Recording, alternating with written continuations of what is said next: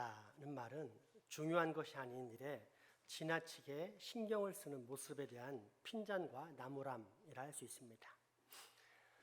문제는 이런 핀잔이 은연중에 큰 영향력을 행사하면서 삶에 대한 경시를 낳는다는 것입니다. 그래서 당장 내 삶에 관련되거나 유익한 것이 아니라면 모르는 것이 약이다라는 생각 속에 알고자 하는 노력조차 포기하는 풍조를 형성합니다. 그런데 지식을 그처럼 무시해도 될까요? 버스 기사가 운전하는 법을 모르면 어떻게 됩니까? 영어 선생님이 영문법을 모르면 어떻게 됩니까? 의사가 병 고치는 법을 모르면 어떻게 됩니까? 당장 일터에서 쫓겨날 것입니다. 이처럼 성인이 되고 또 부모가 되었는데 일하는 법을 모르면 생계가 불가능한 상황, 생명이 위태로운 상황에 처하게 됩니다. 따라서 정상적인 사람에게 지식이란 기본이자 필수입니다. 그러나 이러한 생계의 지식보다 더 크고 중요한 지식이 있는데 그것은 구원에 대한 지식입니다. 일하는 법을 모르면 이 땅에서 육체가 잠시 어려움을 겪을 뿐이지만 구원받는 법을 모르면 우리의 영혼이 저주와 사망 가운데 영원히 고통받을 것이기 때문입니다. 따라서 이 땅을 살아가는 우리에게 가장 필요한 지식이란 구원에 대한 지식입니다. 그리고 이 구원에 대한 지식은 반드시 예수 그리스도를 아는 지식으로 연결될 수밖에 없습니다.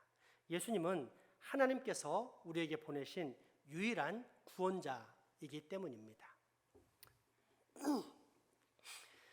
세례 요한의 제자들도 똑같은 궁금증을 가졌습니다. 스승님인 세례 요한께서는 분명 1년 전 나사렛 사람인 저 예수를 가리켜 그리스도라고 말씀하시면서 그로 인해 새로운 세상이 열리게 될 것이다 라고 선포했었습니다. 그런데 1년이 지난 지금 예수님의 공생의 2년차가 되었음에도 불구하고 세상은 전혀 변하지 않았습니다. 이스라엘 민족은 로마의 제국의 지배하에서 여전히 압제와 착취와 고통의 신음 속에서 살고 있을 뿐이었습니다.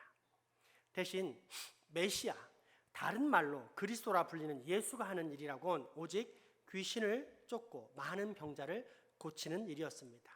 종종 하나님 나라에 대해서 가르쳐주긴 했지만 그 나라는 왠지 뜬구름 잡는 것 같은 나라, 실체가 애매모호한 나라였습니다. 군대도 정치인도 없는 나라였습니다.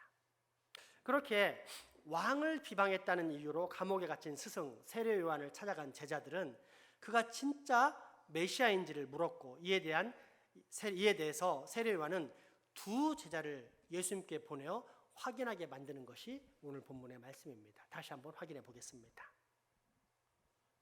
요한의 제자들이 이 모든 일을 그에게 알리니 요한이 그 제자 중 둘을 불러 주께 보내어 이르되 오실 그이가 당신이오니이까 우리가 다른 일을 기다리오리이까 하라 하매 그들이 예수께 나아가 이르되 세례 요한이 우리를 보내어 당신께 여쭈어 보라고 하기를 오실 그이가 당신이오니이까 우리가 다른 일을 기다리오리이까 하더라 하니 마침 그때에 예수께서 질병과 고통과 및 악귀 들린 자를 많이 고치시며 또 많은 맹인을 보게 하신지라. 예수께서 대답하여 이르시되 너희가 가서 보고 들은 것을 요한에게 알리되 맹인이 보며 못 걷는 사람이 걸으며 나병 환자가 깨끗함을 받으며 귀먹은 사람이 들으며 죽은 자가 살아나며 가난한 자에게 복음이 전파된다 하라. 아멘. 이 본문에 관해 두 가지 큰 해석이 있습니다. 첫째는 제자들처럼 세례 요한도 예수님이 정말 메시아인지 헷갈려서 물어보게 했다는 것입니다. 이는 가까이 우리가 배우고 강의하는 성경 프로그램을 지지하는 학자들을 포함 많은 이들이 성경에 나타난 문자를 있는 그대로 풀이하는 해석입니다.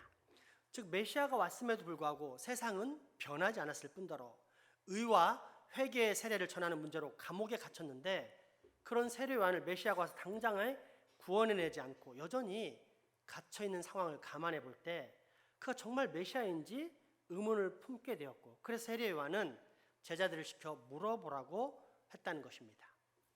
두 번째는 종교개혁자 마틴 루터나 존 칼빈, 필립 멜랑이턴을 비롯한 또 다른 무리의 사람들이 주장한 것으로 세례 요한이 제자들에게 확신을 심어주기 위해서 보낸 것이라는 해석입니다. 그래서 제자들에게 심어진 질문 역시 궁금해서 물어보는 것이 아니라 동의를 구하는 형식으로 말했다고 봅니다. 굳이 한국말로 옮기자면 이런 뉘앙스입니다. 나는 분명히 당신께서 오실 그분으로 알고 있습니다. 오신다는 그분이 선생님이 아니십니까? 그렇지요? 그러니까 우리가 다른 사람을 기다릴 필요는 없지 않겠습니까? 세례 요한이 자신의 제자들을 통해 예수님께 굳이 이런 질문을 던지는 이유는 간단합니다. 요한 자신은 감옥에 있어서 언제 죽을지 모르고 그의 제자들 중 여러 명은 벌써 예수님을 따라갔지만 나머지 제자들은 예수님을 따라가지 않고 그대로 있으면서 아직도 예수님이 메시아인지 아닌지 방황하고 있기에 이들이 예수님을 메시아가 아니다라고 생각해서는 안 되겠으니까 죽기 전에 이들을 예수님께 부탁해야겠다는 생각에 그처럼 물어야 할 질문까지를 가르쳐주면서 보낸 것이라는 해석입니다. 정리하자면 적어도 세례 요한은 예수님이 메시아임을 확신했다는 뜻입니다. 그렇다면 어떤 해석이 더 적합할까요? 첫 번째, 여전한 의심의 눈초리가 맞을까요? 두 번째, 자신의 제자들에게 메시아에 대한 확신을 심어주려는 해석이 맞을까요? 우리가 공부하는 성경 프로그램이 있고 또 거기서 배운 바가 있으니까 일관성 있게 전자가 맞았다고 하는 것이 좋을까요? 아니면 두 번째 주장을 하는 사람들이 더 유명한 사람들이 많으니까 그쪽을 조금 더 신뢰해야 될까요? 성경에서 해답을 찾으면 됩니다. 특별히 세례 요한에게 초점을 맞출 때 올바른 답변을 찾을 수 있습니다. 먼저는 세례 요한의 탄생 배경이요. 또 하나는 그의 사역 중에 발생한 성령님의 역사입니다. 메시아를 간절히 기다리던 유대 민족들에게 한 기적이 일어나는데 나이 많은 사가랴와 엘리사벳 부부에게 임신 소식이 들려온 것입니다. 동시에 성전에 들어가 봉사하던 제사장 사가랴가 천사로 말미암아 벙어리가 되는 사건이 발생합니다. 그런데 아들인 세례 요한을 출산하던 날 이름 때문에 가족들이 시비가 붙었고 이에 답답해하던 아버지 사가랴가 집안에서 내려오던 돌림자 이름 대신 천사가 가르쳐준 세례 요한이라는 글자를 쓰자 그 입도 풀려서 다시 말을 하기 시작합니다. 이 기적의 사건이 온 유대 땅에 퍼졌고 이때부터 유대 민족의 모든 관심은 세례 요한에게 집중됩니다. 혹시나 이 아이가 하나님께서 보내신 메시아이진 않을까 해서 말입니다. 그렇게 가는 곳마다 모든 사람의 관심을 받는 세례 요한은 마음속에 부담감을 느꼈을까요? 안 느꼈을까요? 당연히 큰 부담감 속에 자신의 정체성을 고민하게 되었고 이는 곧 세례 요한을 광야로 이끌게 됩니다. 아무 방해도 없는 광야에서 오직 하나님의 말씀만을 통해 자신의 정체성을 발견하려 한 것입니다. 그리고 드디어 자신을 발견하게 됩니다. 그렇게 자신은 메시아가 아닌 메시아가 오는 길을 예비하는 선지자 엘리야와 같은 존재라는 사실을 깨닫게 된 순간 세례 요한은 온 이스라엘 땅을 돌아다니며 의와 회개의 복음을 선포합니다. 누가복음 3장 2절에서 8절, 15절에서 17절까지의 말씀입니다. 안나스와 가야바가 대제사장으로 있을 때에 하나님의 말씀이 빈들에서 사가랴의 아들 요한에게 임한지라. 요한이 요단강 부근 각처에 와서 죄 사함을 받게 하는 회개의 세례를 전파하니 선지자 이사야의 책에 쓴 바 광야에서 외치는 자의 소리가 있어 이르되 너희는 주의 길을 준비하라. 그의 오실 길을 곧게 하라. 모든 골짜기가 메워지고 모든 산과 작은 산이 낮아지고 굽은 것이 곧아지고 험한 길이 평탄하여 질 것이요 모든 육체가 하나님의 구원하심을 보리라 함과 같으니라. 요한이 세례 받으러 나오는 무리에게 이르되 독사의 자식들아 누가 너희에게 일러 장차 올 진노를 피하라 하더냐. 그러므로 회개에 합당한 열매를 맺고 속으로 아브라함이 우리 조상이라 말하지 말라. 내가 너희에게 이르노니 하나님이 능히 이 돌들로도 아브라함의 자손이 되게 하시리라. 백성들이 바라고 기다림으로 모든 사람들이 요한을 혹 그리스도이신가 심중에 생각하니 요한이 모든 사람에게 대답하여 이르되 나는 물로 너희에게 세례를 베풀거니와 나보다 능력이 많으신 이가 오시나니 나는 그의 신발끈을 풀기도 감당하지 못하겠노라. 그는 성령과 불로 너희에게 세례를 베푸실 것이요 손에 키를 들고 자기의 타작마당을 정하게 하사 알곡은 모아 곡간에 들이고 쭉정이는 꺼지지 않는 불에 태우시리라. 아멘. 이처럼 세례 요한은 자신은 메시아가 아니라는 사실을 깨달았습니다. 더불어 곧 메시아가 오실 것이라는 사실도 확신했습니다. 그런데 6개월 후 정말로 온 이스라엘이 기다리던 메시아 곧 그리스도께서 세례를 받기 위해 세례 요한을 찾아오십니다. 이때 성령의 감동하심을 입은 세례 요한은 즉시 메시아를 알아보고 만류했지만 예수님께서는 이것이 꼭 필요한 순리라면서 요한에게 기꺼이 세례를 받으십니다. 마태복음 3장 13절에서 17절 말씀입니다. 이때에 예수께서 갈릴리로부터 요단강에 이르러 요단에게 세례를 받으러 하시니 요한이 말려 이르되 내가 당신에게서 세례를 받아야 할 터인데 당신이 내게로 오시나이까. 예수께서 대답하여 이르시되 이제 허락하라. 우리가 이와 같이 하여 모든 의를 이루는 것이 합당하니라 하시니 이에 요한이 허락하는지라. 예수께서 세례를 받으시고 곧 물에서 올라오실새 하늘이 열리고 하나님의 성령이 비둘기같이 내려 자기 위에 임하심을 보시더니 하늘로부터 소리가 있어 말씀하시되 이는 내 사랑하는 아들이요 내 기뻐하는 자라 하시니라. 아멘. 그렇다면 이제 우리는 정답을 찾았다고 말할 수 있겠습니다. 세례 요한은 예수님을 메시아로 믿었다는 뜻입니까? 아니면 아직도 헛갈려서 의심하고 있다는 뜻입니까? 어떻게 알았습니까? 인간적인 느낌과 감정, 소위 감에 기초한 확신입니까? 아니면 말씀과 성령의 감동에 기반한 확신입니까? 따라서 세례 요한은 예수님을 메시아로 확신했다는 사실이 훨씬 더 설득력이 있다고 말할 수 있을 것입니다.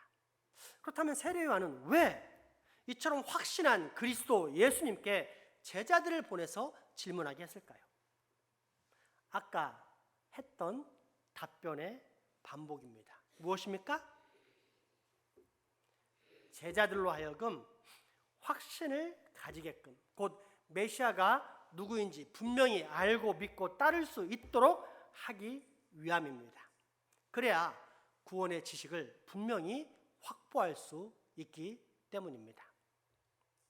그리고 이것이 바로 오늘 본문을 통해 우리가 우리의 신앙에 되새겨야 할 첫 번째 초점입니다. 다른 사람들에게 그리스도 예수를 알고 믿고 따르고 또 확신케 하는 사역입니다. 그러므로 예수님을 구주로 믿고 신앙생활을 한다는 여러분께 먼저 묻겠습니다. 민규야, 너는 예수님이 그리스도 곧 하나님께서 보내신 유일한 구원자라는 사실을 확신하니? 여러분은 확신합니까? 그렇다면 우리의 마음 자세는 두 가지가 달라져야 되는데 첫째는 예배요, 둘째는 영생의 확신입니다. 우선 예배에 관해서입니다. 예배란 무엇입니까? 현재 수요 연경회 때마다 배우고 있다시피 하나님께 주신 아브라함과의 언약의 제사를 통해 깨닫게 된 예배란 하나님께서 홀로 이루시는 언약을 기억하고 그 은혜를 받아 누리는 것입니다. 다시 한번 읽어보겠습니다. 시작. 예배란 하나님께서 홀로 이루시는 언약을 기억하고 그 은혜를 받아 누리는 것. 그러니까 이 예배 시간에 우리는 무엇인가 특별한 행사를 고안해서 야단 발광을 하는 것이 아니라 홀로 다 이루신 분, 우리의 모든 구원 사역을 다 감당하신 하나님 아버지께 감사와 찬양을 올려드리는 것입니다. 그런데 하나님이 누구신지, 우리의 구원을 위해서 무엇을 했는지도 모른다? 그러면 그 사람이 진정으로 예배 드릴 수 있을까요? 그 사람이 아무리 높은 타이틀을 가지다 한들 그가 예배자로 평생을 살았다고 말할 수 있을까요? 그러므로 우리는 하나님을 알되 힘써 알아야 합니다. 나아가 세례 요한처럼 다시 오실 예수님을 이제는 나의 제자들, 곧 내 곁에, 내 가까이 있는 내 가족, 내 이웃, 내 회사 동료, 그리고 내가 만나는 모든 사람들에게 확신시켜야 합니다. 왜입니까? 비록 보이지 않는다 해도 그 주변에는 사탄의 졸개들, 그들을 영원한 사망에 빠뜨리려는 울부짖는 죽음의 사자들이 서서 끊임없이 그들을 공격하고 있기 때문입니다. 이때 그 사망의 세력들을 물리칠 수 있는 유일한 방패이자 칼이 무엇입니까? 오직 우리의 구원자 예수 그리스도를 아는 지식입니다. 둘째, 영생에 관해서입니다. 영생이란 단순한 시간의 길이를 넘어 완전히 다른 삶의 질을 뜻합니다. 쉽게 말해 사람들이 장수를 좋아하지만 그 장수라는 것이 두통, 치통, 생리통 등 수많은 고통이 1000년 동안 끊임없이 반복하면서 오래 사는 삶이라면 그 장수는 복이라기보다는 차라리 저주에 가까울 것입니다. 죄가 지배하는 이 땅에서는 대동소이할 뿐 대부분의 사람들이 평생 이런 삶을 살면서 아파하고 힘들어하는 체념의 삶 가운데 살아갑니다. 그런데 예수님을 만나게 되면 그 삶의 질이 완전히 달라집니다. 다가올 내세의 영원한 생명은 말할 것도 없고 당장 이 현재의 삶에서도 믿지 않는 자와는 전혀 다른 차원의 삶을 살게 됩니다. 감각적 쾌락과 물질적 소유와 헛된 명예로서 자신의 행복과 만족도를 측정하는 세속적 가치관이 아닌 예수님 안에 있는 거룩한 영과 평화, 곧 세상이 알 수 없는 평안으로서 내 삶의 만족과 행복을 측정하는 영적, 신앙적 가치관의 지복을 누리게 됩니다. 이를 영생, 곧 영원한 생명을 소유한 사람의 삶이라고 하는데, 이 영생의 차원을 현세에서 충만히 누리며 살았던 사도 바울은 그 삶을 다음과 같은 확신의 기쁨으로 고백합니다. 빌립보서 4장 10절에서 13절까지의 말씀입니다. 내가 주 안에서 크게 기뻐함은 너희가 나를 생각하던 것이 이제 다시 사기남이니 너희가 또한 이를 위하여 생각은 하였으나 기회가 없었느니라. 내가 궁핍함으로 말하는 것이 아니니라. 어떠한 형편에서든지 나는 자족하기를 배웠노니 나는 비천에 처할 줄도 알고 풍부에 처할 줄도 알아. 모든 일 곧 배부름과 배고픔과 풍부와 궁핍에도 처할 줄 아는 일체의 비결을 배웠노라. 내게 능력 주시는 자 안에서 내가 모든 것을 할 수 있느니라. 아멘. 이 영생의 기쁨을 사도 바울은 어떻게 갖게 되었을까요? 수양과 득도를 통해서 얻게 되었습니까? 세계 최고의 히브리 철학과 유대 학문을 배워서 습득하게 된 것입니까? 아닙니다. 예수 그리스도를 만남으로써입니다. 즉 예수 그리스도를 아는 지식을 통해 영생을 소유하게 된 것입니다. 그러므로 우리가 우리의 신앙생활에 있어서 가장 크게 초점을 맞추어야 할 것 역시 암입니다. 예수 그리스도를 아는 지식, 이것만이 구원의 지식을 확실하게 소유하는 길이요, 또한 영생을 획득하는 유일한 방법이기 때문입니다. 요한복음 17장 1절에서 3절까지의 말씀입니다. 예수께서 이 말씀을 하시고 눈을 들어 하늘을 우러러 이르시되 아버지여 때가 이르렀사오니 아들을 영화롭게 하사 아들로 아버지를 영화롭게 하게 하옵소서. 아버지께서 아들에게 주신 모든 사람에게 영생을 주게 하시려고 만민을 다스리는 권세를 아들에게 주셨음이로소이다. 영생은 곧 유일하신 참 하나님과 그가 보내신 자 예수 그리스도를 아는 것이니이다. 아멘. 우리가 우리의 신앙 생활 가운데 되새겨야 할 두 번째 초점, 그것은 예수님께서 이루신 하나님의 나라는 가난한 자의 나라라는 사실입니다. 세례 요한의 질문을 들고 찾아온 그 제자들에게 예수님께서 해주신 답변의 핵심은 가난한 자들의 회복이었습니다.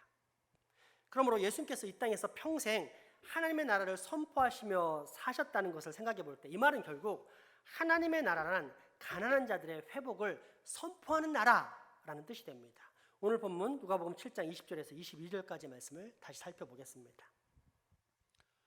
그들이 예수께 나아가 이르되 세례 요한이 우리를 보내어 당신께 여쭈어 보라고 하기를 오실 그이가 당신 이오니이까 우리가 다른 이를 기다리오리이까 하더이다 하니 마침 그때에 예수께서 질병과 고통과 및 악귀 들린 자를 많이 고치시며 또 많은 맹인을 보게 하신지라.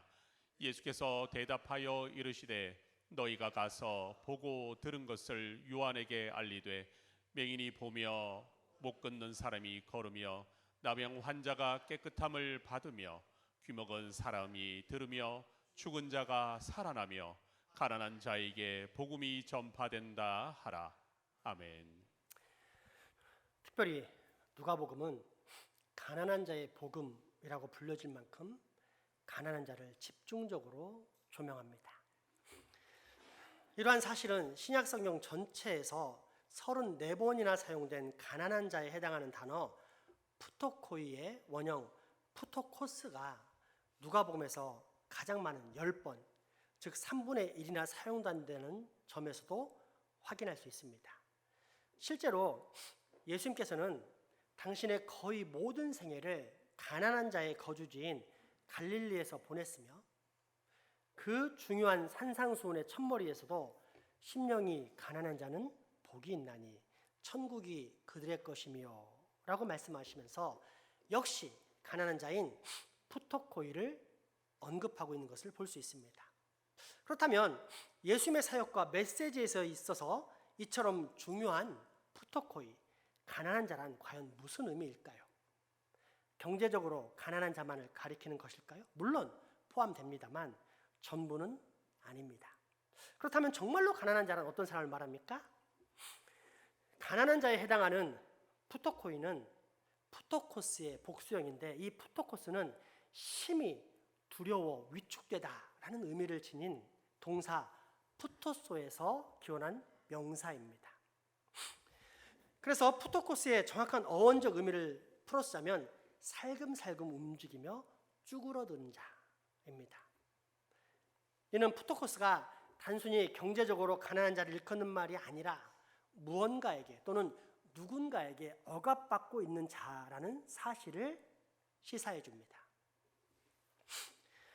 누가복음 4장 18절에서 예수님이 고향 나사렛 회당에서 하신 첫 번째 안식일 설교에서도 이 장면이 나타납니다.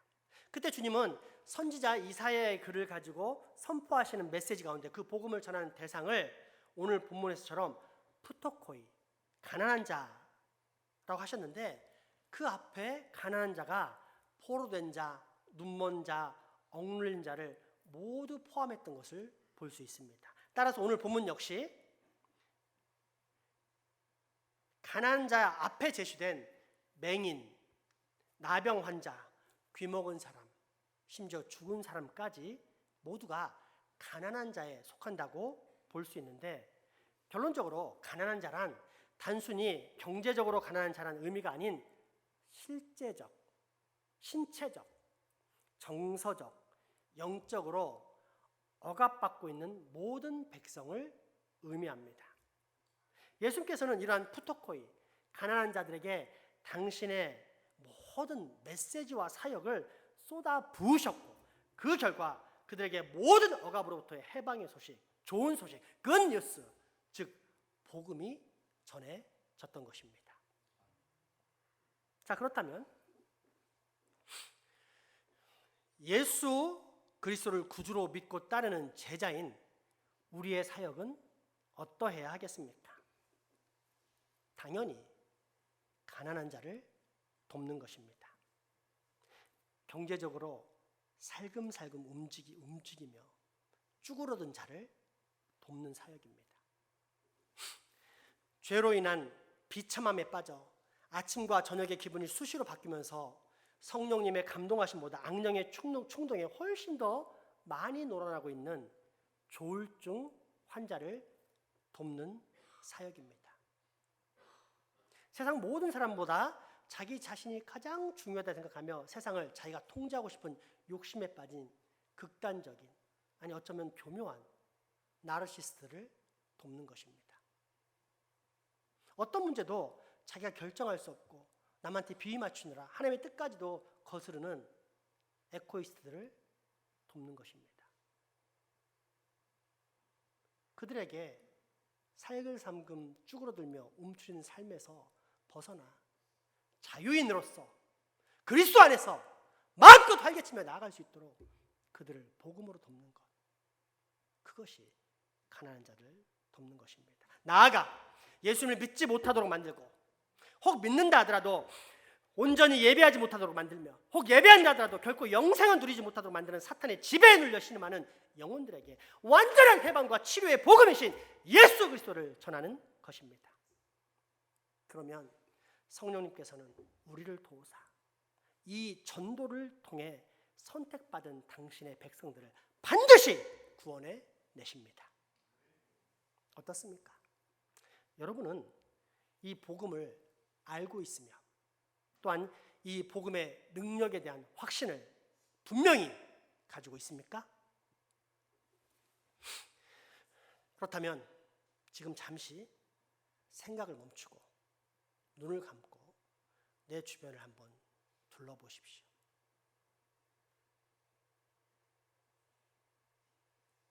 그리고 반드시 이 전도, 예수 그리스도의 복음의 도라는 무기를 사용하십시오. 왜입니까? 우리의 주변 사방에는 지금 가난한 자들이 무수히 넘쳐나고 있기 때문입니다.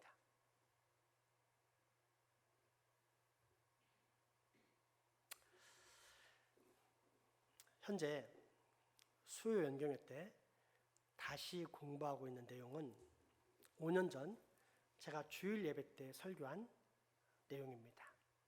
예배를 예배되게, 교회를 교회되게 하기 위해서 우리는 과연 어떤 길로 가야 할 것인지를 이제는 상당한 정도로 신앙이 성숙해진 우리 교회 성도들을 대상으로 다시금 상기시키고 있습니다. 때문에 최근엔 5년 전 설교를 뒤적이는 경우가 빈번했는데, 그러던 중 재미있는 부분을 찾게 되어서 소개합니다. 5년 전 우리 아들 지명이가 초등학교 5학년 때 일로서 일제강점기 때 우리나라의 어리라 할 수 있는 말을 지켜낸 사람들, 말을 모으던 사람들, 그리고 그 조선어를 지키기 위해서 힘쓰다 기꺼이 죽음까지 감당하던 우리 선조들의 이야기를 영상으로 담아낸 말모이라는 영화를 보고 난 후 나눈 대화입니다. 아빠, 말모이의 사람들처럼 우리 교회에도 그런 일이 생긴다면 아빠는 죽을 수 있어? 당연하지. 그게 아빠가 전하고 있는 메시지의 핵심이며 또 아빠가 사는 이유인데. 대답하고 나니 문득 저도 우리 아들의 신앙의 상태가 궁금해졌습니다. 그럼 아들아, 너는 어때? 너는 예수님 때문에 순교할 일이 생긴다면 죽을 수 있겠어? 그러자 아들이 짧은 순간 고민에 빠지는가 싶더니 이윽고 다음과 같이 이야기합니다. 어차피 한 번 사는 인생이잖아. 그러면 당연히 예수님을 잘 믿고 살다가 죽어야지. 제가 얼마나 뿌듯하고 흐뭇했었는지 모릅니다. 물론 지금은 세속에 많이 물들어 부모님과 마찰이 있거나 뭔가 자신의 마음에 안 들 때마다 걸핏하면 이슬람교로 개종하겠다고 엄마 아빠를 협박하지만 이 당시만 해도 우리 아들이 얼마나 멋진 신앙을 가졌었는지를 모릅니다. 물론 저도 이 고백이 어린아이에게 주입된 반복된 학습의 결과물이라는 것을 잘 압니다. 그럼에도 불구하고 기쁜 것은 토끼를 목표로 삼으면 아무것도 잡을 수 없지만 호랑이를 목표로 삼으면 늑대라도 잡을 수 있는데 이때 그 늑대라도 잡는 구원의 방법을 우리 아들이 알고 있었기 때문입니다. 그렇다면 최소 늑대, 잘하면 호랑이도 잡을 수 있는 이 구원의 방법이 무엇입니까? 암, 지식, 곧 예수님을 아는 지식입니다. 그러므로 여러분, 예수 그리스도를 아는 지식 가운데 자라가십시오. 오직 이것만이 우리로 온전히 예배드리고 또 온전히 영생을 누리게 할 수 있을 것입니다. 이 시간 함께 찬양하겠습니다. 오늘 찬송가 452장 찬양합니다. 여러분, 여러분의 영혼을 한번 잘 진단해 보십시오. 신앙생활을 이렇게 오래 해왔는데 기쁨과 감사가 넘치기보다 뭔가 내가 원하는 것이 성취되지 않아가지고 불만과 비방, 불평이 가득하다는 건 무엇을 나타내는 겁니까? 뭘 나타내요? 우리 신앙의 목적은 예수님인데 우리의 모든 소망은 예수님인데 예수님 말고 다른 소망이 있다는 것입니다. 아닌데요? 전 예수님을 소망을 품고 있는데요? 그렇다면 예수님보다 더 큰 소망이 내게 있다는 것입니다. 그래서 내 마음대로 내 일이 안 될 때, 내 가정이 안 될 때, 내 교회가 안 될 때 감사보다 불평, 불만이 나오게 되는 것입니다. 예수님이 내 유일한 소망이라면 불가능할 텐데요. 예수님이 소망이 아니기 때문에 예수님보다 자기의 계획을 성취하는 게 더 큰 소망이기 때문에 불평, 불만이 나올 수밖에 없는 것입니다. 그런 불쌍한 사람들이 교회에 있으면 우리는 기도해 줘야 됩니다. 평생 교회 다녔지만 구원받지 못할 수 있기 때문입니다. 그런 영혼들 불쌍히 여기고 기도하며 다시 바른 방향 가르쳐 줘야 되는데 그 가난한 자들에게 예수로 아는 지식이 충만하게 소망해야 된다. 예수를 아는 소망만이 가장 큰 소망이다라는 것을 가르쳐 주는 것이 우리가 가난한 자를 돕는 것입니다. 그 소망을 담아서 찬양하겠습니다.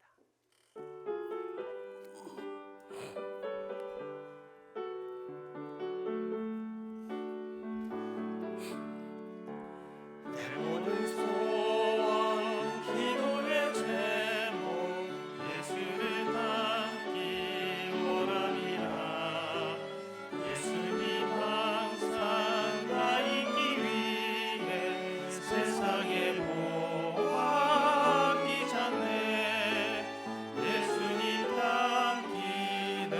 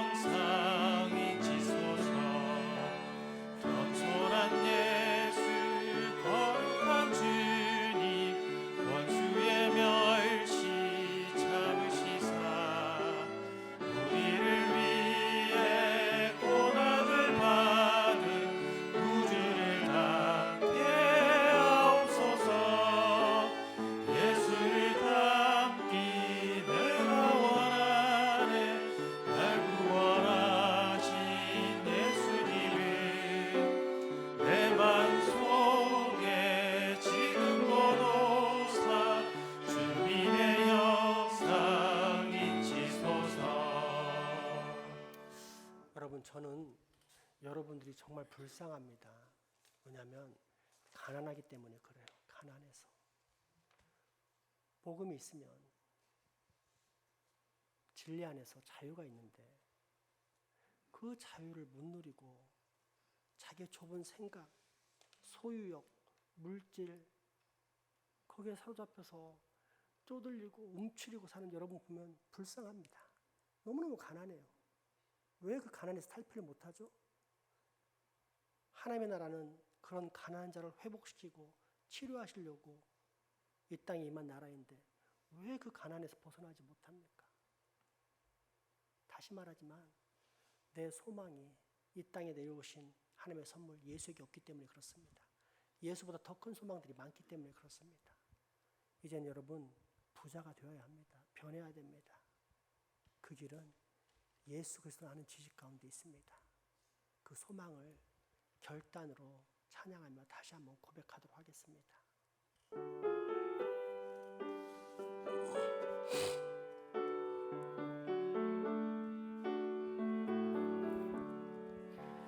내 모든 소원 기도의 제목 예수를 닮기 원함이라.